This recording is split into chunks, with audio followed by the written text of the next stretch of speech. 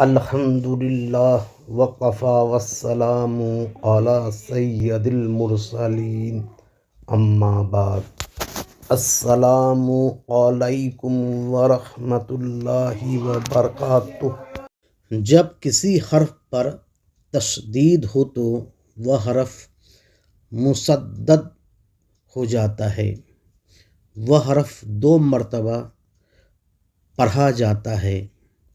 پہلے مرتبہ وہ حرف ساکن پھر متحرک ہو کر پڑھا جاتا ہے اور اس حرف کو 2 مرتبہ پڑھتے وقت درمیان میں سکتہ کرنا ہوتا ہے، یعنی بغیر سانس توڑے تھوڑا رکا جاتا ہے۔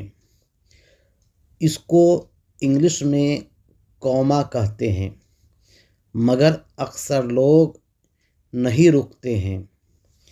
صحیح قرآن پڑھنے اور صحیح بولنے کے لیے اس کا مشق کرنا ضروری ہوتا ہے۔